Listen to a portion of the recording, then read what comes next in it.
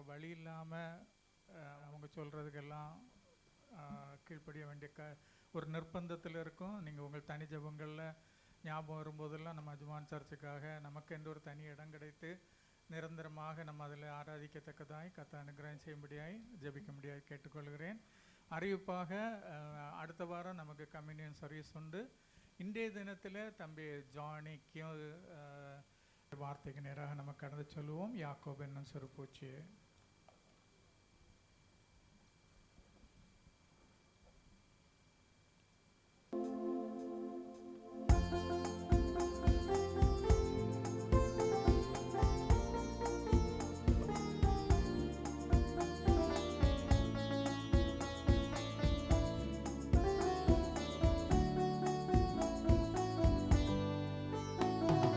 யாக்கோபென்னும் சிறு பூச்சியே, நீ ஒன்றுக்கும் கலங்கி விடாதே.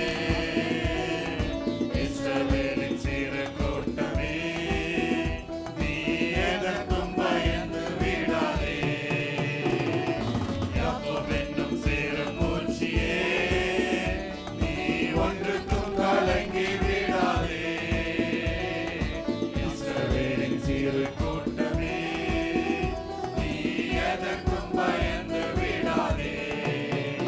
உன்னை உண்டாக்கினவர், உன்னை சிருஷ்டித்தவர், உன்னை உண்டாக்கினவர், உன்னை சிருஷ்டித்தவர் உன் முன்னே நடந்து செல்கிறார். உன் முன்னே நடந்து செல்கிறார். தீங்கு உன்னை ஒன்றும் செய்யாதே, தீங்கு உன்னை ஒன்றும் செய்யாதே. அழைத்தவர் கைவிடுவாரோ, தெரிந்தவர் விட்டிடுவாரோ. அழைத்தவர் கைவிடுவாரோ, தெரிந்தவர் விட்டிடுவாரோ. பெயர் சொல்லி அழைத்த தேவன், பெயர் சொல்லி அழைத்த தேவன் உன்னை மகிமைப்படுத்திடுவார், உன்னை மகிமைப்படுத்திடுவார். உன்னை உண்டாக்கினவர், உன்னை சிருஷ்டித்தவர், உன்னை உண்டாக்கினவர், உன்னை சிருஷ்டித்தவர் உன் முன்னே நடந்து செல்கிறார், உன் முன்னே நடந்து செல்கிறார். தீங்கு உன்னை ஒன்றும் செய்யாதே, தீங்கு உன்னை ஒன்றும் செய்யாதே. இயேசு கிறிஸ்து நாமத்திலே பிதாவே, ஆமென். நம்ம அந்த மேத்யூவில் உள்ள அந்த முதல் பேஜில் உள்ள காரியங்களை நம்ம தொடர்ந்து பார்த்து கொண்டே வருகிறோம். கடந்த நாட்கள் நிறைய காரியங்களை பார்த்தோம். எப்படி ஆண்டவர் முதல்ல ஏதேன் தோட்டத்தில் ஆதாமோடும் ஏவாளோடும் உலாவின அதே ஆண்டவர் என்ன செய்கிறாரு, தொடர்ந்து நம்ம பார்க்கும்போது ஆசரிப்பு கூடாரத்தில் உங்கள் நடுவிலே நான் வாசம் பண்ண எனக்கு ஒரு பரிசுத்தலத்தை உண்டாக்குவீர்களாக என்று சொல்லி தொடர்ந்து அப்படி வரும்போது, புதிய ஏற்பாட்டில் வரும்போது அவர் இம்மானுவேலாய் நம்மோடு கூட இருக்கும்படியாய் ஆண்டவர் வாஞ்சிக்கிறத குறித்து பார்த்தோம். அது மாத்திரம் இல்லை, அவர் அதோடு விட்டு விடாதபடி அவர் என்ன செய்கிறாரு, பரலோகத்திலையும் அவரோடு கொண்டு நித்தியமாய் யுக யுகமாய் அவரோடு இருக்கும்படியான அந்த ஸ்லாக்கியத்தை நமக்கு தருகிறார் என்று பார்த்தோம். எப்போதும் ஒரு தாயும் தகப்பனுக்கும் தன் பிள்ளைகள் தன்னோடு இருக்க வேண்டும் என்று வாஞ்சிப்பது போல ஆண்டவரும் நம்மளும் அவருடைய பிள்ளைகளாக அவரோடு ஒலிவ மர கன்றுகளாக பந்தியை சுற்றில் இருக்க வேண்டும் என்று ஆண்டவர் விரும்புகிறத நம்ம கடந்த நாட்கள் எல்லாம் நிறைய காரியங்களை பார்த்தோம். கூடவே பாருங்க, ஆண்டவர் அங்கே பரலோகத்துக்கு கொண்டு போய் அநேக வாசஸ்தலங்களை ஆண்டவர் நமக்கு ஆயத்தப்படுத்தி வைத்து கொண்டிருக்கிறார் என்று பார்த்தோம். அநேக பரிசு பொருள்களை தருகிறார் என்றும் பார்த்தோம். அது மாத்திரம் இல்லை, இந்த உலகத்தில் நமக்கு ஒரு 80 வயசோ 90 வயசோ 100 வயசோ அதோடு நம்ம ஜீவியம் முடிந்து போவதில்லை. ஆண்டவரோடைய சந்ததியில் போய் யுக யுகமாய் அவரோடு கூட அங்கே உள்ள சந்தோஷத்தில் நம்மளும் கலந்து கொள்ளும்படியாய் ஆண்டவர் நம்மளை முன்குறித்திருக்கிறார் என்று காரியங்களையும் பார்த்தோம். பாருங்க, பரலோக தேவன் என்ன செய்கிறாரு, பிதாவாகிய தேவன் தன் குமாரனை இந்த நற்செய்தியை அறிவிக்கும்படியாய் ஆண்டோர் முதல்ல குமாரனை அனுப்புகிறார் இல்லையா, கர்த்தராகிய இயேசு கிறிஸ்துவை அனுப்புகிறார். கர்த்தராகிய இயேசு கிறிஸ்து என்ன செய்தாங்க, அப்போஸ்தலர்களை அனுப்புனாங்க. அப்போஸ்தலர்கள் என்ன செய்தாங்க, மிஷினரிகளை அனுப்புனாங்க. அந்த மிஷினரிகள் வந்தனால தான் நம்ம ஊர்களில் பழைய காலங்களில் பார்த்தாச்சுன்னா பனையறி கொண்டிருந்தவங்களும் இது குடுமி வைத்திருந்தவங்களும் மேற்பக்கத்தில் மறைக்க முடியாமல் இருந்த காலங்கள் எல்லாவற்றையும் அவர்கள் மாற்றி அந்த கல்வி கண்களை திறந்து அநேக படிப்பதற்கு ஏற்ற கல்வி ஸ்தாபனங்களை இதெல்லாம் உண்டாக்கி என்ன செய்தாங்க, நமக்கு பகுத்தறிவையும் பொருளாதாரத்தில் ஒரு மேன்மையும் அவர்கள் மூலமாக தான் நமக்கு தந்தாங்க. ஏன்னா நற்செய்தி என்ன சொல்கிறது, முதலாவது நீ தேவனுடைய ராஜ்யத்தையும் அவருடைய நீதியையும் தேடு, அப்போது இவைகளெல்லாம் உங்களுக்கு கூட கொடுக்கப்பட்டோன்னு சொன்ன போல பரலோகத்தின் ஆசீர்வாதமும் பூமியில் உள்ள ஆசீர்வாதங்களும் நமக்கு சொந்தம் என்பதை அந்த நற்செய்தியை எகெயின் அண்ட் எகெயின் அவங்க அறிவித்து கொண்டே இருந்தாங்க. அப்போ அந்த மிஷினரிகள் விட்டுட்டு போன அந்த பணி இப்போ யாருக்கு கருத்தில் இருக்குது? நம்ம கரங்களில் தான் இருக்குது. நம்ம தான் என்ன செய்கிறோம், அந்த நற்செய்தியை அறிவிக்கக்கூடிய பிள்ளைகளாக பல இடங்களுக்கு நம்ம போகிறோம். நம்ம எங்கெல்லாம் போகிறோமோ அந்த இடத்துலலாம் நம்ம தான் ஒரு குட் நியூஸ். மற்ற உலகத்தில் கர்த்தரை அறியாத ஜனங்களுக்கு நம்ம தான் அந்த குட் நியூஸ் என்பதை நம்ம உலகத்துக்கு அறிவிக்க முடியாதான் ஆண்டவர் நம்மளை முன்குறித்திருக்கிறார். பாருங்க, ஒரு தாய் ஒரு பிள்ளையை தேற்றுவது போல, தகப்பன் தன் பிள்ளையை தோளில் சுமப்பது போல, ஆண்டவரும் நம்மளை துக்க நேரங்களில் சோர்ந்து போக நேரங்களில் கர்த்தருடைய வசனத்தின் மூலம் நம்மளை ஆறுதல் படுத்தி தேற்றி நம்மளை வழி நடத்துகிறார் என்கிற அந்த நல்ல செய்தியை தான் நம்ம சுவிசேஷத்தில் நம்ம பார்க்கிறத நம்ம பார்க்குறோம்.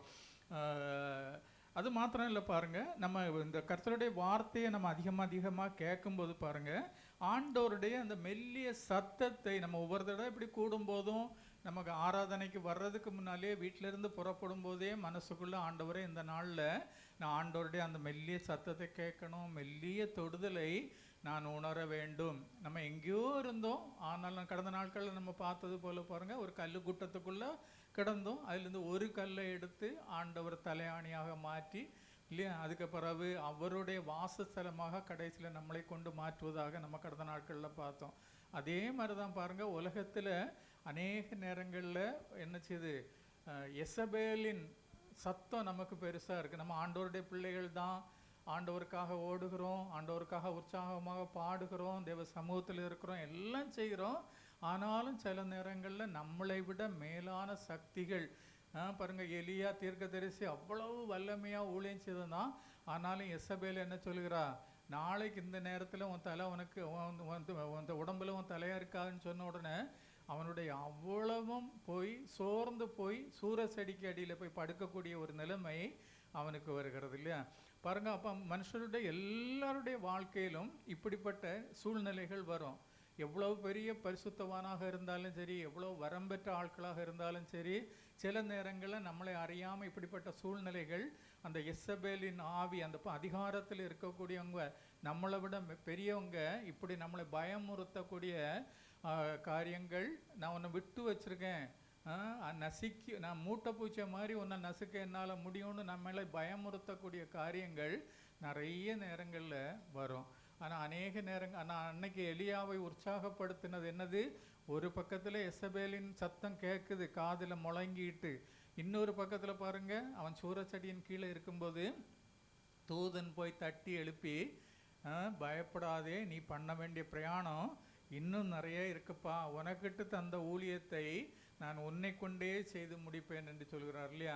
செருபாபேல் இந்த ஆலயத்துக்கு அஸ்திவாரம் போட்டான், அவனே இதை கட்டி முடிப்பான் என்று அந்த மெல்லிய சத்தம் அவன் காதுகளில் கேட்குது. ஆனால் எப்படி அவனுக்கு அந்த உற்சாகம் அன்னைக்கு வந்தது பாருங்கள், பெரிய இடி முழக்கத்தின் சத்தம் கேட்குது, அதில் அவனுக்கு ஒரு திருப்தி வரல இல்லையா. பெரிய காற்றின் சத்தம் வருது, அப்பவும் அவனுக்கு ஒரு ஆறுதல் வரல. எனக்கு அதுக்கு பிறகு ஆண்டவருடைய அந்த மெல்லிய சத்தம் அவனுடைய காதுகளில் கேட்கு. அந்த சத்தம் கேட்ட உடனே அவனுக்கு அந்த பழைய உற்சாகம் வந்து விடுகிறது. அந்த எசபேலின் அந்த தொடர்பு அதற்கு பிறகு, அந்த சத்தத்தினால் இவன் சோர்ந்து போன காரியம் அதுக்கு பிறகு எலியாவின் வாழ்க்கையில் வரல. அப்போ நம்ம பைபிள் ஸ்டடிக்கு வரும்போது பாருங்கள், ஒவ்வொரு தடவை நம்ம வரும்போது ஆண்டவரே அந்த மெல்லிய சத்தத்தை, அன்னைக்கு எலியாவுக்கு அந்த மெல்லிய சத்தத்தின் மூலமாக உற்சாகப்படுத்தின ஆண்டவர் என் காதுகளிலும் அந்த மெல்லிய சத்தத்தை கேட்க என் காதுகளை ஆண்டவரே நீங்கள் திறந்தரலும் என்று நம்ம ஆண்டவர்கிட்ட கேட்கணும். விருத்த சேதனம் பண்ணுங்க ஆண்டவரே. இந்த மாம்ச காதுகள் இல்லை, நமக்குள்ளே இருக்கக்கூடிய அந்த ஆத்மாவில் இருக்கக்கூடிய அந்த காதுகளை ஆண்டவரே விருத்த சேதனம் பண்ணுங்க. என்னை கொண்டு ஆண்டவர் என்ன செய்ய நிச்சயித்திருக்கீங்களோ அது என்னை கொண்டே செய்து முடிங்க என்று பூரணமாய் அவருடைய சமூகத்தில் ஒப்பு கொடுக்கக்கூடிய ஒரு காரியத்தை கர்த்தர் நம்ம ஒவ்வொருவருக்கும் செய்வாராக. நான் மீண்டுமாய் உங்கள்கிட்ட சொல்கிறேன், நீங்கள் கேம்புகளில் இருக்கீங்களோ அல்லது எங்கே இருக்கீங்களோ, ஸ்கூலில் இருக்கீங்களோ அல்லது எங்கே ஆஃபீஸில் இருக்கீங்களோ, ஹாஸ்பிட்டலில் இருக்கீங்களோ, எங்கே இருந்தாலும் நீங்கள் தான் நடமாடக்கூடிய சுவிசேஷகனும் சுவிசேஷியும். மற்றவர்கள் ஒருவேளை கர்த்தருடைய வார்த்தையை உங்கள் மூலமாக, உங்கள் முகத்தின் மூலமாக தான் அவர்கள் அறிந்து கொள்வாங்க இல்லையா? அன்னைக்கு ஒரு பிரச்சனை வரும்போது ஆண்டவர், யோபுக்கும் பிரச்சனை வந்தது, பிரச்சனை வரும்போது ஆண்டவர் என்ன பார்க்குறாரு? யோபுவின் முகத்தை பார்க்குறார் இல்லையா? அப்போ நம்ம வாழ்க்கையில் சில நேரங்களில் ஒரு சின்ன சின்ன கஷ்டங்கள் வரும்போது ஆண்டவர் நம்ம முகத்தை பார்ப்பாராம் இல்லையா? நம்ம எப்படி அதில் ரியாக்ட் பண்ணுறோம். இன்றைக்கி நாங்கள் காரில் திரும்பி நடந்துட்டு வரும்போது, வண்டியில் வந்து கொண்டிருக்கும்போது நம்ம பிள்ளைகள்கிட்ட ஒரு கொஸ்டின் கேட்டேன். நம்ம ஹோட்டலில் நமக்கு சர்வ் பண்ணுறாங்க இல்லையா, ஃபுட்டு சர்வ் பண்ணுறாங்க, அவங்க பேரும் ஸ்டீவர்ட் தான். ஏர் ஹோஸ்டஸ் அவங்க பேரும் ஸ்டீவர்ட்ஸ் தான் இல்லையா? ஹோட்டலில் சர்வ் பண்ணுறவனுக்கு 1000 ரூபா சம்பளம்னா ஸ்டீவர்ட்ஸுக்கு எவ்வளோ சம்பளம்? ஆயிரக்கணக்கில் சம்பளம். இதை மடங்கு எத்தனையோ மடங்கு அதிகமான சம்பளம். சேம் வேலை தான் பண்ணுறாங்க. ஏன் அவ்வளோ அதிகமான சம்பளம் கிடைக்கி? உலகத்தில் ஆயிரக்கணக்கான ஜனங்கள் இருந்தாலும் உங்களை அந்த ஏர் ஹோஸ்டஸ் போல் இல்லையா மேலான தகுதியோடு உங்களை ஆண்டவர் உங்களை முன்குறித்திருக்கிறார், உங்களை அதுக்கு ஆயத்தமாக்கி கொண்டிருக்கிறார். ஏன் அப்படி அவ்வளோ அதிகமான சம்பளம் கொடுக்குறாங்க ஏர் ஹோஸ்டஸுக்கு? எங்கள் நாங்கள் வரும்போது என் மம்மி சொன்னால் அவள் பறந்து பறந்து சர்வ் பண்ணுறாள்ல, அதனாலேயா இருக்கும்னு. யோசிங்க. என்னங்க படிப்பு? ஜெலிந்தா தான் சொன்னான் நல்லா படிச்சிருப்பாங்களா இருக்கும்னு. ட்ரைனிங்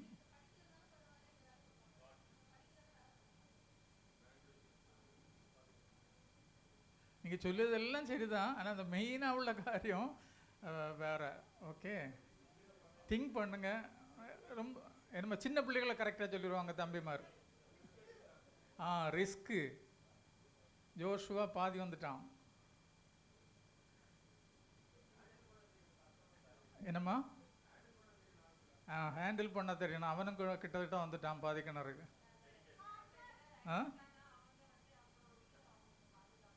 என்னங்க? சேஃப்டி. ஷீலாவும் பாதி கிணறு வந்துட்டாங்க. இல்லை, பொதுவே எதுக்கு தெரியுமா? அதாவது ஒரு ஒரு ஒரு க்ரூசியல் சிச்சுவேஷன் வரும்போது அதை ஹேண்டில் பண்ணுறது. இங்கே கீழே சர்வர்கிட்ட நம்ம எதாவது சொல்லியாச்சுன்னா அவன் கோவப்பட்டுருவான் ஹோட்டலில் இல்லையா? அவங்களுக்கு ஸ்டீவர்ட்ஸுக்கு ஏன் அவ்வளோ சொல்லியிருக்காங்கன்னா, எவ்வளவு ஒரு சிவியர் க்ரூசியல் க்ரைசிஸ் வந்தாலும் யார்கிட்டையும் கோவப்படாமல், யாரையும் நோகப்படுத்தாமல் அந்த பேசஞ்சரை சேஃப்டியாக கொண்டு சேர்க்கக்கூடிய அந்த ரிஸ்க்கு அவங்க கையில் இருக்கு இல்லையா? அதனால தான் அப்போ நம்மள்ட்டையும் பாருங்கள், நம்ம பழகக்கூடிய ஆத்துமாக்களை அவன் என்ன சொன்னாலும் எது சொன்னாலும் அவங்கள பரலோகத்தில் கொண்டு போய் சேர்க்கக்கூடிய ஒரு பெரிய ஸ்டீவர்ட்ஷிப்பு ஆண்டவர் நம்ம கரங்களில் தந்திருக்கிறார். ஓகே, நம்ம குயிக்காக இது பார்ப்போம். பாருங்கள், இதில்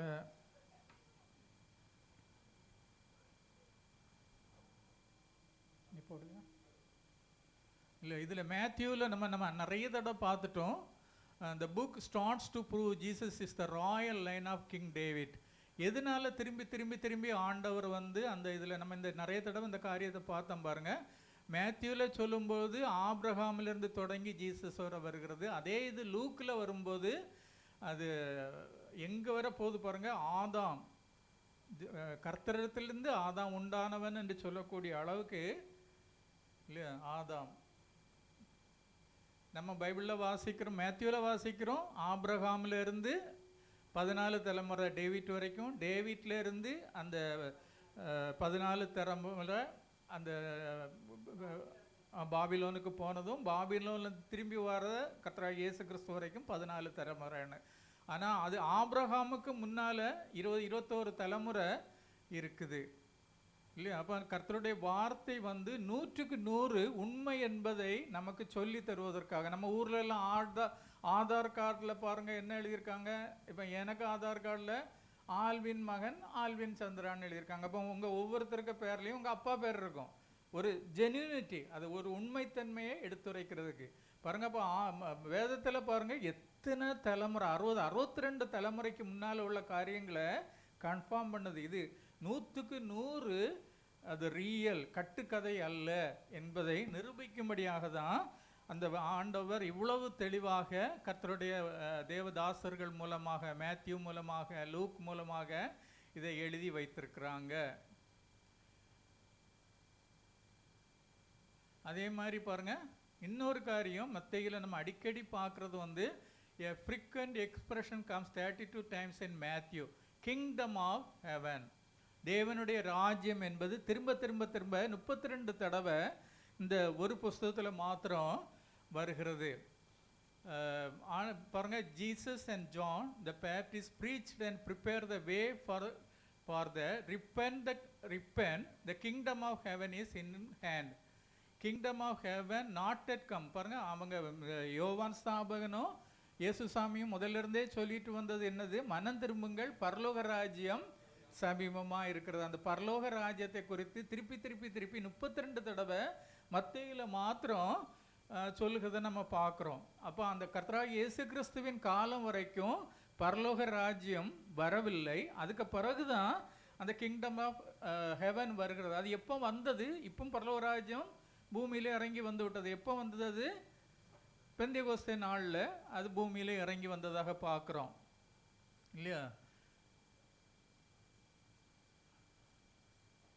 இந்த பரலோக ராஜ்யம் பாருங்க, இதைத்தான் ஆண்டவர் திரும்ப திரும்ப பழைய ஏற்பாட்டுக்கும் புதிய ஏற்பாட்டுக்கும் உள்ள காலத்தில் உள்ள மிக முக்கியமான ஒரு வித்தியாசம் என்னன்னா, பழைய ஏற்பாட்டின் காலம் பாருங்க எல்லாம் வந்து எர்த்லி பிளெஸ்ஸிங்ஸ். ஆபிரகாமானாலும் சரி, ஈசாக்கானாலும் சரி, யாக்கோபானாலும் சரி, அந்த பூமிக்குரிய ஆசீர்வாதங்களை தான் அவங்களுக்கு திருப்பி திருப்பி சொல்லிக்கிட்டு இருந்தாங்க. நிறைய பிள்ளைகள், நிறைய ஆடு மாடுகள், நிறைய செல்வங்கள் என்று பூமிக்குரிய காரியங்களை தான் மேன்மைப்படுத்தி சொல்லிக்கொண்டே இருந்தாங்க.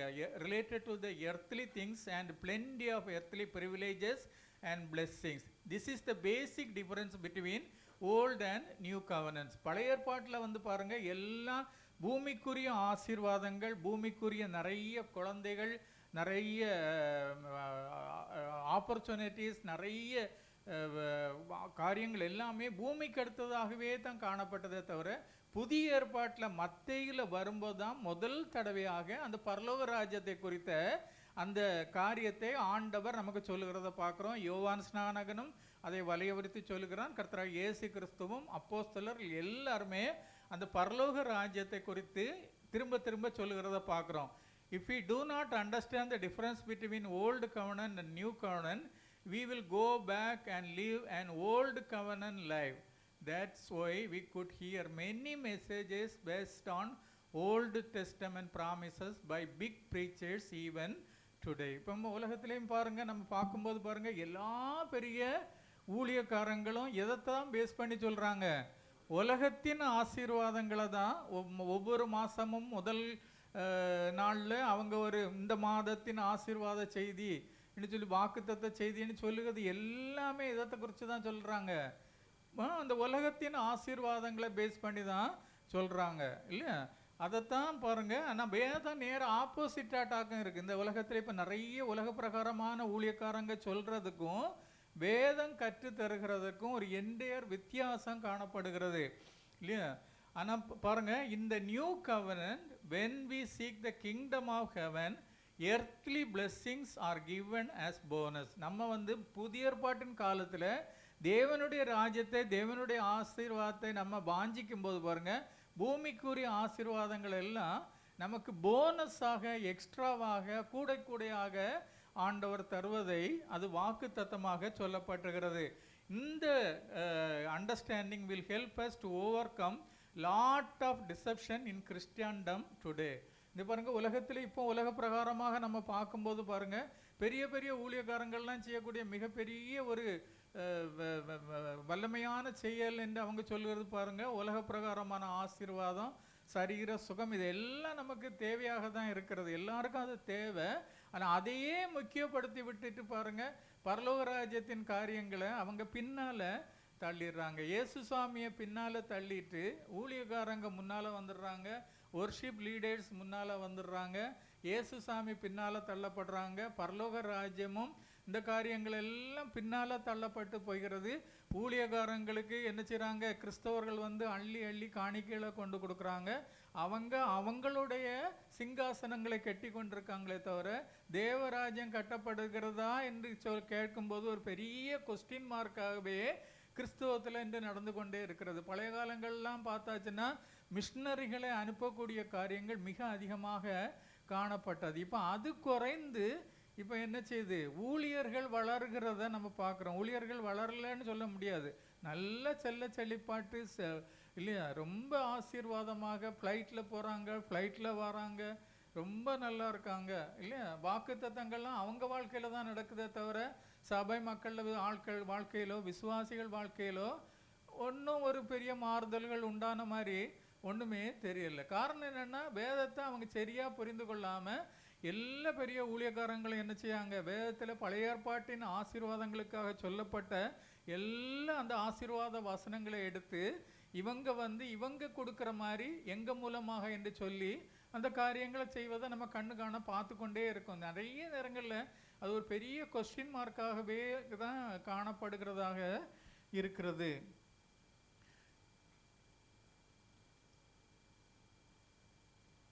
வேதாகமத்தில் பாருங்க, முதல் ஃபர்ஸ்ட் பேஜில் இருக்கக்கூடிய முதல் ப்ராமிஸ் என்னது? The very first promise in the first page of New Testament is Jesus the Savior.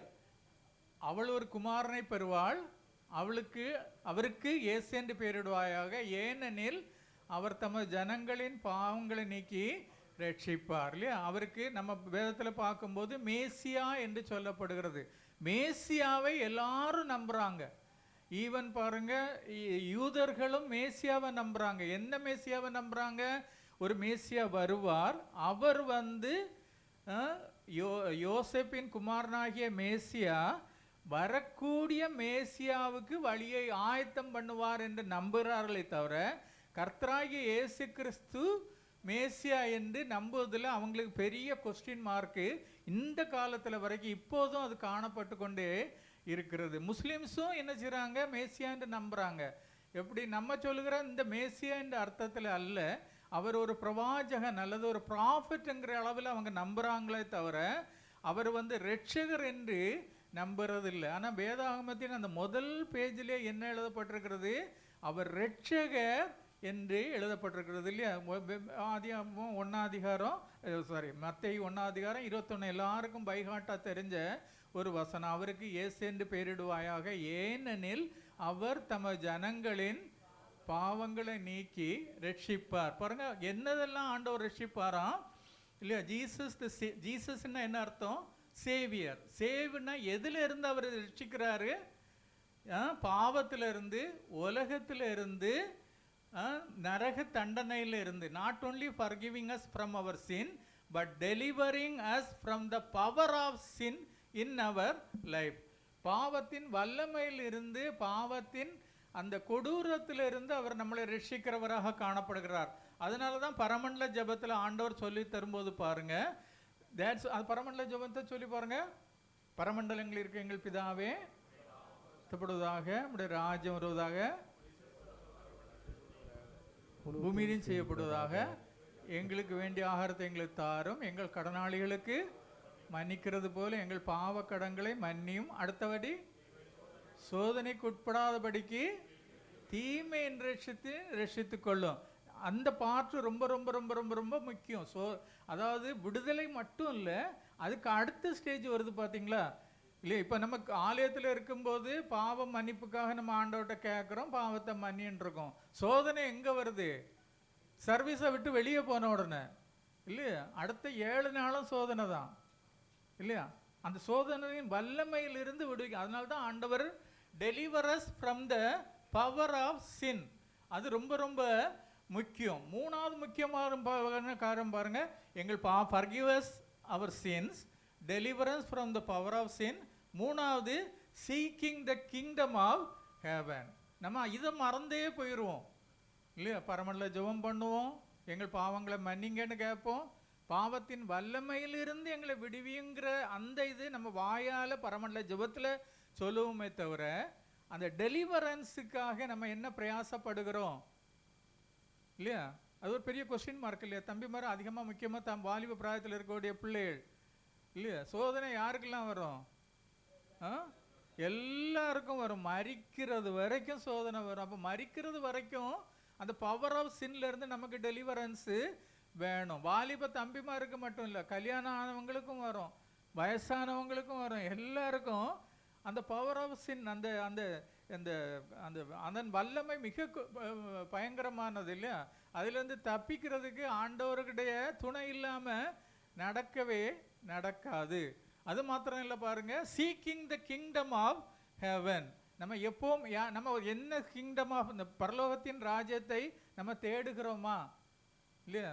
பிள்ளைகள் பாடும்போது அழகாக ஒரு பாட்டும்ல, சீக்கி ஃபர்ஸ்ட் த கிங்டம். அனாயா பாடுமா?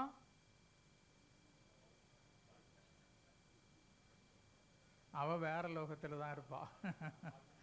ஓகே பாருங்க, நம்ம வாழ்க்கையில் பாருங்க, நம்ம அந்த சீக்கி இந்த கிங்டம் ஆஃப் ஹெவன் நம்ம பரலோக ராஜ்யத்தையே தேடிக்கொண்டிருந்தோமானால் இல்லையா? நம்ம பழைய ஏற்பாட்டில் இந்த பழைய காலங்களெல்லாம் பாருங்க, பரிசுத்தவான்களோட அவங்களோட மெயின் எய்ம் என்னதான் இருந்தது? பூமியில் உள்ள கூடாரங்களை இல்லை, எங்கே உள்ள கூடாரத்தை தேடிக்கொண்டிருந்தாங்க? மேலான அந்த வாசஸ்தலத்தையே அவங்க தேடிக்கொண்டே இருந்தாங்க. ஆபிரகாமெல்லாம் அவனுடைய ஆசீர்வாதம் பூமி தாங்கக்கூடாததாக இருந்தது. ஆனாலும் என்ன செய்தானா? அவன் கூடாரத்திலேயே குடியிருந்தான். காரணம் என்னது?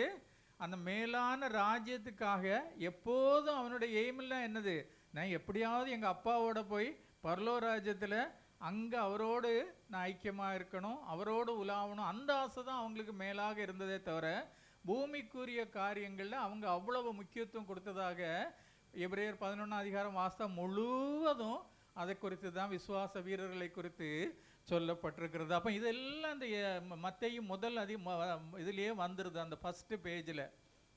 அது இல்லாமல் மத்தேயில் வரக்கூடிய மிக முக்கியமான ஒரு காரியம் பாருங்கள், 5 தாய்மாரை குறித்து நம்ம முத்தச்சிமாரை குறித்து சொல்லப்பட்டிருக்கிறது. பாருங்கள், 5 பேர், 4 பேர்னா, 1 தாமார், 1 ராகாப், 1 ரூத்து, 4வது பத்சேபா, 5வது மேரி இல்லையா? அதில் மேரி மட்டும்தான் யூத குலத்து பெண். பாருங்க, மீதி 4மே புறஜாதி பெண்கள் இல்லையா? ஆண்டவர் தமது அட்டவணையை இல்லையா, நமக்கு எந்த அப்பா அம்மாவுக்கு பிறக்கும் நம்ம டிசைட் பண்ண முடியுமா? ஜாஸ்மின், உங்கள் அப்பா அம்மா நான் இந்த அப்பா அம்மாவுக்கு தான் பிறப்பேன்னு நினச்சியா? நம்ம அப்படி தீர்மானிக்க முடியுமா? இல்லையா, முடியாது இல்லையா? அப்படிதானே? நான்லாம் சின்ன பிள்ளையா இருக்கும்போது இந்த ராஜாக்கள் பதவிலாம் வரும் பார்த்தீங்களா, குதிரைகளை டொக்கு டொக்குன்னுலாம் போகிறத பார்த்துட்டு நான் நினைப்பேன், நம்ம எல்லாம் அந்த ராஜா காலத்தில் பிறந்திருந்தா நம்மளாம் இப்படி போயிருக்கலாமேன்னு இல்லையா? இல்லையா? ஆனால் ஆண்டவர் பாருங்க, அவருடைய அந்த ஜீனியாலஜி அவர் டிசைட் பண்ணும்போது பாருங்க, இந்த வம்சத்தில் 5 women in Christ's family, Tamar, Rahab, Ruth, Bathsheba and Mary. Only 1 Mary மாத்திரம்தான் யூத பெண், கன்னி, அவ களங்கமில்லாத தாய். அது மீதி 4 பேருமே, மீதி சொல்லப்பட்ட 4 சகோதரிகளுமே ஏதாவது ஒரு விதத்தில் அவர்கள் குறை உள்ளவர்களாக காணப்பட்டாங்க. அப்போ ஆண்டவர் என்ன செய்கிறார் பாருங்க, தன்னுடைய ஜீனியாலஜி அவர் ப்ரிப்பேர் பண்ணும்போது எத்தனை நூற்றாண்டுக்கு முன்னால், 3000, 4000, 5000 வருஷத்துக்கு முன்னாலே யோசேப்பின் மகனாக பிறக்க வேண்டிய ஆண்டவர் அவருடைய முற்பிதாக்களை ஆண்டவர் ஆயத்தப்படுத்தும் போது எப்படி அவர் ஆயத்தப்படுத்தியிருக்கிறார்? குறைவுள்ளவர்களிடையே அந்த பாரம்பரியத்தில் வருவதற்கு ஆண்டவர் வெட்கப்படவில்லை இல்லையா? பாருங்கள், அதில் போடப்பட்டிருக்கு பாருங்கள், if you plant our genealogy we will plan it with lot of rich people இல்லையா? நம்ம முற்பிதாக்கள் எப்படி இருக்கணும்னு ஆசைப்படுவோம் இல்லையா? நீங்களாம் அப்படி ஆசைப்பட்டது இல்லையாங்க? என்னங்க, நான் கடந்த நாட்களில் ஒரு ஊரில் போயிருக்கும்போது ஒரு ஆள்கிட்ட பேசிகிட்டு இருக்கும்போது அவர் சொன்னார், எங்கள் அப்பா அந்த ஒரு இது வயல் பக்கத்தில் போய் ஒரு இடத்த வாங்கி போட்டிருக்கிறாரு, ரோட் சைடில் வாங்கி போட்டிருக்கக்கூடாதா? இப்போ எத்தனை கோடிக்கு அது போயிருக்கோன்னாரு இல்லையா? இவர் 5 பைசா அதில் உண்டாக்கல, 5 பைசா பிரயாசப்படும் இல்லை. தகப்பனார் வாங்கி போட்டது ஏலக்கரையில் ஆயிட்டான். ரோட் சைடில் வாங்கி போட்டிருக்கக்கூடாதான்னு சொல்லிட்டு அவர் சொன்னார் இல்லையா? அப்போ நம்மளும் நினைக்கிறோம் இல்லை, எங்கள் தாத்தா நல்ல செல்வந்தராக இருந்தால் இப்போ நமக்கு அது எவ்வளோ எத்தனை கோடி பெறும்னு சொல்லி இல்லையா நம்ம நினைப்போம்ல. அப்போ ஆண்டவர் பாருங்கள், அவரும் அவருடைய ஜீனியாலஜியை பண்ணும்போது நிறைய நம்மன்னா எப்படி பண்ணியிருப்போமா, நிறைய ரிச் பீப்புள், நல்ல குட் லுக்கிங் உள்ள பீப்புளாட்டு இல்லையா? ஆனி நல்ல அழகாக இருக்கணும்னா என்னமா செய்யணும்? ஃபேஷியல் பண்ணணுமா? நல்ல அழகாக இருக்கணும்னா நீ சொல்லுமா? மில்க்கு குடிக்கணுமா? நல்ல அழகாக இருக்கணும்னா என்னது சொல்லு தம்பிமார், நீங்கள் சொல்லுங்கள். நல்ல ப்ரேயர் பண்ணுமா? பிறக்கும் போதே நல்ல அழகாக பிறந்துடணும் இல்லையா? பிறக்கும் போதே நல்ல அழகாக பிறந்துட்டா ஒரு கஷ்டம் இல்லை, ஆட்டோமேட்டிக்காக. அப்போ நம்ம அப்படி நினச்சிருப்போம் இல்லையா? நம்ம முற்பிதாக்கள் இப்படி இருக்கணும்னா நல்ல அழகான முற்பிதாக்கள் இல்லை. எங்கள் அம்மா எனக்கு இப்போவுமே எனக்கு அங்கே அம்மாவை குறித்து எங்கள் அம்மாவுக்கு முடி இங்கே வர கிடக்கும் இல்லையா? இல்லையா? உங்களுக்கெல்லாம் அப்படி ஆசை இல்லையா? சகோதரிகளுக்கு முடி இங்கே வர இருக்கணும், நல்ல கொத்து கொத்தம் நிறைய இருக்கணும், நல்ல சிவந்த நிறமாக இருக்கணும், அப்படி தானே நம்ம ஆசைப்பட்டிருப்போம் இல்லையா? இல்லையா? அப்பா இருக்க மாதிரி பிள்ளை இல்லையா? அப்போ ஆனால் ஆண்டவர் எப்படி பண்ணியிருக்காரு பாருங்க. பட் வென் ஹெவன் பிளான் பாருங்க, அதில் அழகாக அந்த வார்த்தை என்ன ரொம்ப அட்ராக்ட் பண்ணுச்சு பாருங்க. When heaven plan the genealogy of Jesus Christ hundreds of years it was stained with sin. பாருங்க, நிறைய தப்பிதம் பண்ண அந்த அவங்க வயிற்றுகளிலிருந்து வர்றதுக்கு ஆண்டவர் வெட்கப்படவே இல்லை இல்லையா? அவர் வெட்கப்படுறதாவே இல்லை. But there are 4 women names mentioned in the genealogy of Christ. Jesus identified himself with sinners. It shows tremendous love of God towards the sinners. பாருங்க, ஆண்டவர் அதை அந்த ஜீனியாலஜியை ப்ரிப்பேர் பண்ணும்போது நிறைய தவறு செய்த அந்த இதில் அவர் தன்னையும் இணைத்து கொள்கிறார். என்ன அதன் அர்த்தம் என்ன பாருங்க? அந்த பிதாவாகிய தேவனுடைய அன்பின் நிமித்தம் இல்லையா? அந்த அன்பு நிமித்தம் தான் அவர் குமாரனை அனுப்பினார். குமாரன் என்ன செய்தார்? நம்ம மேலே உள்ள அன்பு நிமித்தம் மிஷினரி அப்போஸ்தலர்களை அனுப்பினாங்க. அப்போஸ்தலர்கள் என்ன செய்தாங்க? தங்களை பூரணமாய் ஒப்பு கொடுத்து பாருங்க. அப்போஸ்தலர்களுக்கு இருந்த வைராக்கியம் எல்லாம் என்னது? ஆண்டவர் உயிரோடு இருக்கிறார்ங்கிற அந்த வைராக்கியம் இல்லையா? மரித்தார், அடக்கம் பண்ணப்பட்டார், 3ஆவது நாள் உயிரோடு எழுந்து அவர்கள் மத்தியிலே உலாவினார். அதனால அவங்களுக்கு அந்த வைராக்கியம், ஆண்டவர் உயிரோடு இருக்கிறாருங்கிற அந்த வைராக்கியத்தை நிமித்தம் உலகம் முழுதும் போனாங்க. மிஷினரிகள் உலகம் முழுதும் வந்தாங்க. நம்ம அதன் மூலமாகத்தான் இல்லையா? அவர்களுடைய பிரயாசத்தின் மூலமாக, அவருடைய இரத்தத்தின் கிரியத்தின் மூலமாக ஆண்டவர் நம்மளையும் ஆண்டவரை அறிந்து கொள்ள கிருபை செய்திருக்கிறார் இல்லையா? அது ஆண்டவருடைய அன்பை காட்டுகிறது. அது மாத்திரம் இல்லை, இன்னொரு முக்கியமான அதில் ஒரு காரியம் பாருங்க. யோசேப்பை குறித்து, தாவீதின் குமாரனாகிய யோசேப்பே, அந்த அடமொழியை கவனிச்சிருக்கீங்களா நீங்கள்? தாவீதின் குமாரனாகிய யோசேப்பே என்று வருகிறது. கர்த்தராகிய இயேசு கிறிஸ்துவுக்கு கொடுக்கப்பட்ட அதே அடமொழியை அவனுக்கு யோசேப்புக்கும் கொடுக்கப்பட்டிருக்கிறது பாருங்க. Joseph, the righteous man. First time in the New Testament the word righteous is used for Joseph. What is the characteristic mentioned about Joseph? What are the primary character of a righteous man? நீதிமானாகிய யோசேப் என்று அந்த முதல் பக்கத்திலே சொல்லப்பட்டிருக்கிறது. அவன் நீதிமான் என்று சொல்லுவதற்கு அவனிடத்தில் காணப்பட்ட அந்த குணங்கள் என்னன்னு பார்க்கும்போது பாருங்க, நமக்கு எல்லாருக்கும் தெரிந்த காரியம்தான். he did not want to disgrace மேரி இல்லையா? ஆண்டவருடைய தீர்மானத்தின்படி மேரி இல்லையா, பரிசுத்த ஆவியானவர் அவர் மேல் வந்து அவள் கர்ப்பவதி ஆனா. அதுக்கு அவங்க கல்யாணத்துக்காக நிச்சயிக்கப்பட்டிருந்தாங்க. அதுக்கு முன்னால் அவள் கர்ப்பவதி ஆகி விட்டதுனால யோசேப்பு அறிகிறான். அறிந்தவன் என்ன செய்கிறான்? அவன் அவளை டிஸ்கிரேஸ் பண்ணவில்லை இல்லையா? அவளை அவமானப்படுத்தவில்லை.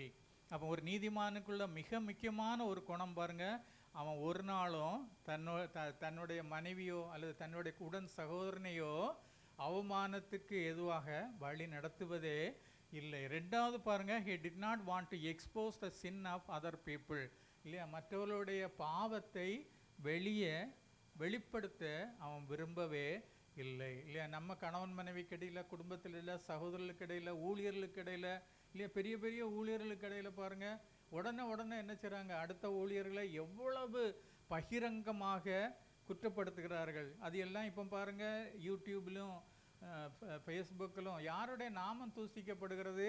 கர்த்தராகிய இயேசு கிறிஸ்துவின் நாமம் தூசிக்கப்படுகிறது. நமக்கு முன்மாதிரியாக இருக்க வேண்டிய பெரிய பெரிய ஊழியர்களே அடுத்தவர்களை ரொம்ப ஈஸியாக குற்றப்படுத்துவதை நம்ம பார்க்குறோம். மேடை போட்டுட்டு பேசுகிறாங்க, அவன் அப்படி இவன் இப்படி, அதில் என்னெல்லாம ஜோக் அடிக்கிறாங்க. பெரிய பெரிய தேவாலயத்தில் நின்று கொண்டு ஜோக் அடிக்கிறாங்க அடுத்தவங்களை குறித்து, அடுத்த ஊழியர்களை குறித்து. இல்லையா, யாருடைய நாமம் தூசிக்கப்படுகிறது? இரவு ஜபங்களில், நைட்டில் இந்த சபை மக்கள் எல்லாம் ஏதாவது எனக்கு ஒரு ஆறுதல் கிடைக்காதான்னு சொல்லிட்டு தேவ சமூகத்தில் பாவம் போல அவங்களுடைய மனபாரங்களை இறக்கி வைக்கிறதுக்காக தேவ சமூகத்தில் வந்திருக்கும் போது இந்த பெரிய ஊழியர்கள்லாம் அடுத்த ஊழியர்களை நக்கல் பண்ணதும், கிண்டல் பண்ணதும், வேடிக்கை பண்ணதும், டான்ஸ் ஆடுவதும், என்னெல்லாம் கூத்து பண்ணுறாங்க. யாருடைய நாமம் தூசிக்கப்படுகிறது? கர்த்தராகிய இயேசுவின் நாமம் தூசிக்கப்படுகிறது. பாருங்கள், வேதத்தில் நீதிமான் என்று சொல்லக்கூடிய இந்த ஒரு கேரக்டர்லையும் இந்த பெரிய ஊழியர்கள் யாரும் வரமாட்டாங்க. இல்லையா, வேதத்தில் என்னென்ன நீதிமான்னு சொல்லி அது உங்களுக்கு அடையாளமாக வேதம் சொல்லி இருக்குதோ அதெல்லாம் நம்ம வேதத்தில் எடுத்து வச்சு பார்க்கும்போது இவங்கெல்லாம் அதில் வராங்களான்னு பார்த்தா இல்லை, மார்க் போட்டால் 0 மார்க்கு கூட கிடைக்காது இப்படிப்பட்ட ஊழியர்களுக்கு. இல்லையா, அது மாத்திரம் இல்லை பாருங்கள், ஹீ வாண்ட்ஸ் டு கவர் மேரி சின், அவளுடைய செய்த தப்பிதத்தை மறைக்க தான் அவன் முயற்சிக்கிறான். அது மாத்திரம் இல்லை, he wants to put Mary away secretly, ரகசியமாய் அவளை தள்ளிவிடக்கு யோசித்தான். இல்லையா, எவ்வளோ ஒரு நீதிமா ஆண்டவர் வேதத்தில் ஒரு வார்த்தை கூட இது தப்பிதமாக வராது. அவனை நீதிமான் என்று வேதத்தில் அந்த முதல் பேஜில் எழுதி வைத்திருக்குன்னா அதுக்கு காரணம் என்னென்ன, அவ்வளவு பரிசுத்தமாக அவன் அந்த ஜீவியம் அவனுடைய வாழ்க்கையில் காணப்பட்டது. அப்போ இதெல்லாம் படிக்கும்போது கேட்டுட்டு ஒரு காதில் கேட்டுட்டு மறுகாதில் விட்டுட்டு போய் விடாத படிப்பாருங்க. நம்ம என்ன செய்யணும், அந்த காரியங்களை நம்ம கற்றுக்கொள்ள வேண்டும். Lessons from Joseph life. அவன் என்ன செய்தான் பாருங்க, he brought empty vessels from neighbors, filled them with oil. அது நம்ம எலியாவினுடைய வாழ்க்கையில் நடந்தாலும் அவனுடைய வாழ்க்கையில் அவன் சொல்லுது பாருங்க, வெளியில் இருந்து எலியா சொல்கிறான் பார்த்தீங்களா, வெறுமையான பாத்திரங்களை எலிசா உங்கள் பக்கங்களெல்லாம் போய் வெறுமையான பாத்திரங்களை கொண்டு வாங்க. ஆயில் யார்கிட்ட தான் இருந்தது? அந்த வீட்டில் மட்டும்தான் இருந்து பாருங்கள். அப்போ நம்ம வீட்டில் தான் ஆயில் இருக்குது, நம்மகிட்ட தான் ஆயில் இருக்குது. சுற்றி இருக்கக்கூடிய ஜனங்கள்கிட்ட வெறுமையான பாத்திரங்கள் தான் இருக்குது. அந்த வெறுமையான பாத்திரங்களை நிரப்ப வேண்டிய அந்த பொறுப்பு யாருக்கிட்ட இருக்குது? நம்மகிட்ட தான் காணப்படுகிறது. அவர்களை குற்றப்படுத்துவதற்கு அல்ல, அவர்களுக்கு நம்மால் எந்த அன்பான வார்த்தைகளை பேசவும் கனிவாய் அவர்கள்ட்ட காணப்படவும் தான் நம்ம செய்ய வேண்டும். நம்ம ஊர்களெல்லாம் பாருங்கள், குப்பை அள்ளியாச்சுன்னா எங்கே கொண்டு தட்டுவோம்? பக்கத்து வீட்டில், பக்கத்து காம்பவுண்டில் எல்லாம் போடுவோம். அப்படி தானே மீன்ஸி இல்லையா? நம்ம வீட்டுக்கு நாங்கள் இந்த இடம் போன இடம் ஊருக்கு போகும்போது யாரோ ஒருத்தன் செத்த இது பூனையை பிடிச்சி எங்கள் காம்பவுண்டுக்குள்ளே போட்டிருக்கான். நாங்கள் போகும்போது அது அங்கே கிடந்து துள்ளிட்டு கிடக்குது. இல்லை, எவ்வளோ பாருங்கள், நம்ம பக்கத்து வீட்டுக்காரன் நினைக்கிறது இல்லை. எல்லாரும் மேக்சிமம் எல்லாரும் அப்படி தான் இல்லையா? இன்றைக்கி ஷீலா சொல்லும்போது ரொம்ப பாரத்தோடு சொன்னாங்க இல்லையா, இந்த சகோதரிகளை குறித்து. ஆண்டவரை பாருங்கள், 4000 5000 வருஷத்துக்கு முன்னாலே அந்த சமயத்தில் சகோதரிகளை ஒரு பொருட்டாவே கருதாமல் இருக்கும்போது ஆண்டவர் என்ன செய்கிறார்? அவர்களோடு இணைந்து அவர்களுக்கு ஊழியத்தை கொடுத்து இல்லையா, அவர்களை ஆற்றி தேற்றி அவர்களோடு தன்னை ஐக்கியப்படுத்தி கொண்டு வந்தார் இல்லையா? இப்போ வரதட்சணைன்னு சொல்லும்போது பாருங்கள், ஒரு பொம்பளை பிள்ளைக்கு பெற்ற தாய்க்கும் தகப்பனுக்கும் அந்த பிள்ளைய குறித்த ஞாபகம் வரும்போதெல்லாம் வயத்தில் நெருப்பை கட்டின மாதிரி இருக்குமா, வயத்தில் மடியில் நெருப்பை வச்ச மாதிரி இருக்குமா. அந்த பிள்ளைகளுக்கு ஆனால் அது ஒன்றும் தெரியாது. தாயும் தகப்பனுக்கும் அது பக்குன்னு அடிச்சுட்டே இருக்கும். வரதட்சணை வாங்கிறத விட அந்த பொண்ணு வந்த பிறகு ஏதாவது ஒரு தேவை வந்துன்னா அவங்க அப்பாட்ட போய் வாங்கிட்டுன்னு கேட்கக்கூடியது ரொம்ப அதிகம் இல்லையா? கேரளத்துலலாம் நம்ம எத்தனை நியூஸு கேட்குறோம். உங்கள் அப்பா வீட்டில் போயிட்டு BMW கார் வாங்கிட்டு வா. இப்போ கடைசியில் ஒரு நாள் கூட நான் ஒரு மாலில் பார்க்கும்போது அந்த பிள்ளை சொன்னது என்னென்னா, எங்கள் அப்பாட்ட இருந்து BMW கார் கேட்காருன்னு. ஜோக் இல்லை, இட்ஸ் நாட் அ ஜோக். நம்ம ரியல். நீங்கள் தம்பி மாதிரி சின்ன பிள்ளைகளாக இருக்கீங்க. நீங்கள் இனி கல்யாணம் முடிஞ்சு உங்கள் மனைவி வரும்போது உங்களுக்கு பிஸ்னஸுக்கு 1,00,000 ரூபா வாங்கிட்டு வான்னு நீங்களும் கேட்பீங்க இல்லையா? அவன் ஷீலாவுக்கு பையன் கேட்டது நல்ல கொஸ்டின் இல்லையா? நம்ம தானே பொண்ணை கொண்டு போகிறோம், அப்போ நம்ம தானே பைசா கொடுக்கணும்னு இல்லையா? அந்த பையனுக்கு முதல்ல என்ன அழகாக அந்த ஒரு எண்ணம் தாட் உருவாகிருக்கு. அப்போ வாலிப தம்பி மாதிரி இது வரைக்கும் கல்யாணம் பண்ணாத தம்பி மாதிரி இல்லையா, கல்யாணம் பைசா வாங்காமல் நீங்கள் கல்யாணம் பண்ணி பாருங்கள், பரலோகத்தில் உங்கள் பலன் மிகுதியாக இருக்கும் இல்லையா? ஒரு சேலஞ்சாக எடுத்து செய்யுங்க இல்லையா? ஒரு சேலஞ்சாக இல்லையா? வாங்கினவங்க நீ ஒன்றும் செய்ய முடியாது இல்லையா? வாங்காத தம்பி மாதிரி உற்சாகமாயிட்டு ஐ கேன், என் மனைவியை போஷிக்க என்னால் கூடும், என் பிள்ளைகளை போஷிக்க என்னால் கூடும், என் சந்ததியை போஷிக்க என்னால் கூடும். வாங்காண்டான்னா இப்போ அவங்க சந்தோஷமாக தாராங்கன்னா அதை வாங்கிடுங்க இல்லையா? அது நோ சொல்லாண்டோம் இல்லையா? அப்படி தானே சொல்லுங்க. அவங்க பிள்ளைக்குன்னு அவங்க சந்தோஷமாக கொடுக்குறாங்க, சந்தோஷமாக வாங்கிக்கலாம். நம்மளாட்டு கட்டாயப்படுத்தி கேட்கக்கூடாது. ரெபேக்காவுக்கு கொடுத்த மாதிரி நீங்கள் வாங்கிடுங்க இல்லையா? உங்களுக்கு ரெபேக்கால் வரட்டும், நிறைய கொண்டு வரட்டும், கொடான கொடியாக நீங்கள் எல்லாம் பெருகுங்க. ஆனால் அவங்கள கஷ்டப்படுத்தி தாய் தப்பனை கண்ணீர் வடிக்க வச்சு ஒரு நாளும் நம்ம வாங்கக்கூடாது இல்லையா? அப்போ வெறுமையான பாத்திரங்களை வெளியில் இருக்குது பாருங்கள், அது ஒரு காரியம். ரெண்டாவது, ஆண்டவர் பேதுருட்ட கேட்குறாரு பார்த்தியா? ஆண்டவர்கிட்ட பேதுருட்ட என்ன கேட்குறாரு?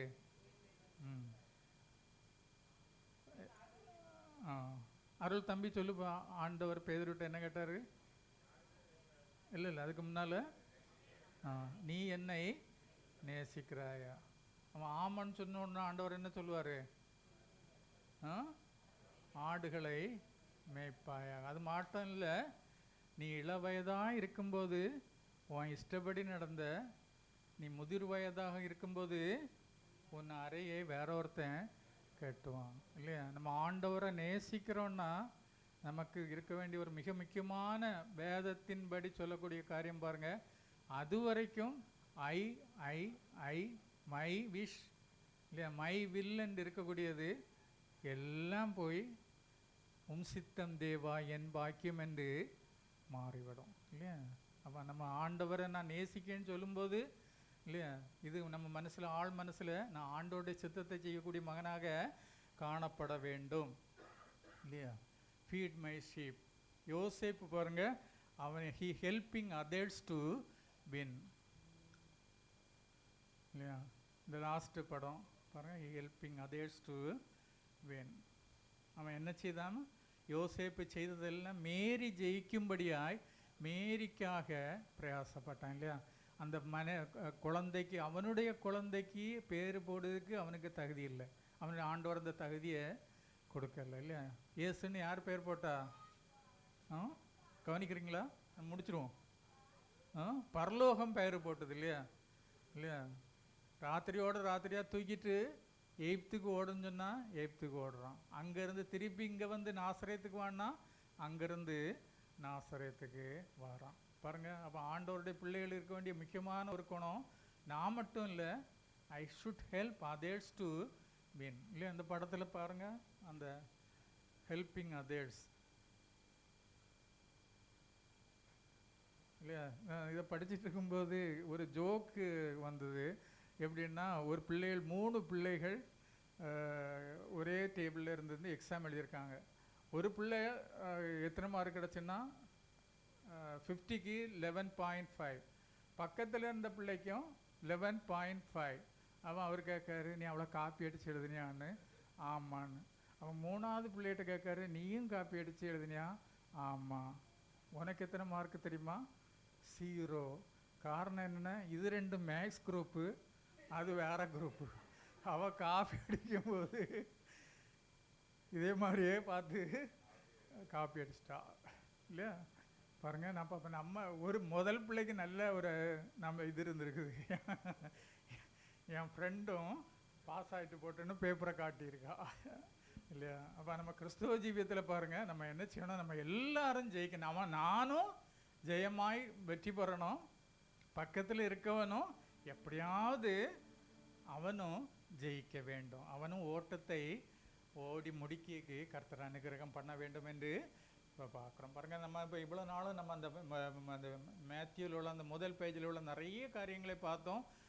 உண்மையாகவே சொல்கிறேன், இவ்வளவு ஆழமான சத்தியங்கள் அந்த ஒரு ஃபஸ்ட்டு பேஜிலே இருக்கான்னு எனக்கு தெரியாது. அதை படிக்க படிக்க படிக்க படிக்க உள்ள அந்த இது தண்ணி வாரது மாதிரி வந்துகிட்டே இருக்கு இல்லையா. இன்னும் இது ஆண்டவர் சுத்தமான பார்ப்போம். இன்னும் டிசம்பரில் நமக்கு முடியாது, ஜனவரியில் முடிஞ்சால் நம்ம மேத்யூ கண்டினியூ பண்ணணும், இல்லைன்னா லூக்காக்கு நம்ம போயிடுவோம். தேவ சமூகத்தில் வெளியே எழும்பி நின்று ஒரு பாடலை பாடி இந்த நாளின் ஆராதனை நிறைவு பண்ணோம். நம்ம நிறைவுபடுத்திட்டு நீங்கள் எல்லாரும் ஜாண்டியனுடைய அந்த மேரேஜ் ஃபங்க்ஷனுக்கும் வெட்டிங் ஆனிவர்சரிக்கும் அதே மாதிரி பிள்ளையின் பர்த்டேக்கும் வரும்படி தாழ்மையை கேட்டுக்கொள்ளும். ஒரு பாடலை பாடுவோம், பாடி நம்ம நிறைவு செய்யலாம்.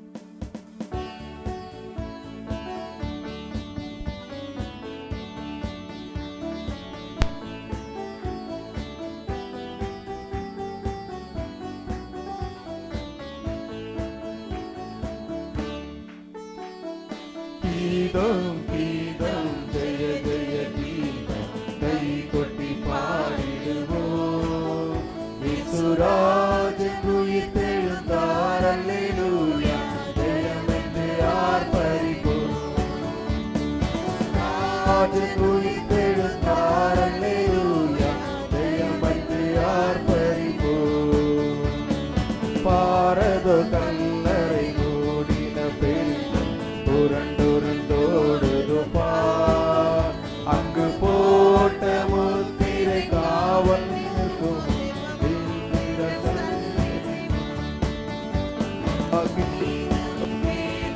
ஜெய ஜெய கீதம் கை கொட்டி பாடிடுவோம். இயேசுராஜன் உயிர்த்தெழுந்தார், அல்லேலூயா ஜெயம் என்று ஆர்ப்பரிப்போம். இயேசுராஜன் உயிர்த்தெழுந்தார், அல்லேலூயா ஜெயம் என்று ஆர்ப்பரிப்போம். வேண்டாம் வேண்டாம் அழுதிட வேண்டாம், ஓடி உழைத்திடுங்கள். தாம் கூறின மாமரை வேண்டவன் கல்லறை போக்கண்டலிலே அவுத்து. கீதம் கீதம் ஜெய ஜெய கீதம் கை கொட்டி பாடிடுவோம். இயேசுராஜன் உயிர்த்தெழுந்தார், அல்லேலூயா ஜெயம் என்று ஆர்ப்பரிப்போம். இயேசுராஜன் உயிர்த்தெழுந்தார், அல்லேலூயா ஜெயம் என்று ஆர்ப்பரிப்போம். சகோதரி ரேகா சுருக்கமாக ஜெபம் பண்ணுவாங்க, நம்ம நிறைவு பண்ணலாம். ஹல்லேலூயா. உம்மை நன்றியோடு உம்மை ஸ்தோத்திரிக்கிறோம், உம்மை துதிக்கிறோம் ராஜா. உம்மை நன்றி செலுத்துகிறோம் அப்பா. எங்களை ஒரு குடும்பமாய் கர்த்தர் ஆண்டவரை ஆராதிக்க உம்முடைய கொடுத்த இந்த மகாபெரும் கிருபைக்காய் ஸ்லாக்கியத்திற்காக உம்மை நன்றியோடு உம்மை ஸ்தோத்திரிக்கிறோம் அப்பா. ஆண்டவரே, கேட்ட வார்த்தைகளை நாங்கள் கேட்டு கர்த்தாவை விட்டு விடாதபடி எங்கள் வாழ்க்கையிலே நாங்கள் அத்தியாசப்படுத்தி ஆண்டவரே இயேசுப்பா உம்முடைய ராஜ்யத்தையும் உம்முடைய நீதியும் நாங்கள் தேடுகிறவர்களாய் காணப்பட கர்த்தர் எங்களுக்கு கிருபைகளை தாங்கப்பா. ஆண்டவரே, உலகத்தின் பொன்னையோ பொருளையோ நாங்கள் தேடி ஓடாதபடி ஆண்டவரே உன் ராஜ்யத்தை கட்ட கர்த்தாவே எங்களுக்கு ஆத்தும பாரங்களை தாங்கப்பா. எங்கள் சபையின் மூலியமாய் ஆண்டவரே இந்த அஜ்மன் பகுதியில ஒரு மாபெரும் எழுப்புதல் கர்த்தர் கட்டளையிட போவதற்காய் ஸ்தோத்திரிக்கிறோம் ஆண்டவரே. நன்றியோடுமை ஸ்தோத்திரிக்கிறோம் அப்பா. ஆண்டவரே, நீர் யாவரோடும் பேசியிருக்கிறீர் என்று நாங்கள் விசுவாசிக்கிறோம் சுவாமி. ஆண்டவரே, ஸ்தோத்திரிக்கிற ராஜா. ஆண்டவரே, மனுஷன் அப்பத்தினால் மாத்திரம் அல்ல, கர்த்தருடைய வார்த்தையினால் ஆண்டவரே அவன் திருப்தி அடைவான் என்ற வார்த்தையின்படி ஆண்டவரே நீர் பேசி நம்முடைய வார்த்தைக்காய் ஸ்தோத்திரிக்கிறோம் ஆண்டவரே. நாங்கள் உன் ராஜ்யத்துக்காய் எழும்பி பிரகாசிக்கிற ஒரு சுடர் ஒளிகளாய் ஆண்டவரே இந்த அஜ்மன் பகுதியிலே நாங்கள் பிரகாசிக்க கர்த்தர் எங்களுக்கு கிருபைகளை தாங்கப்பா.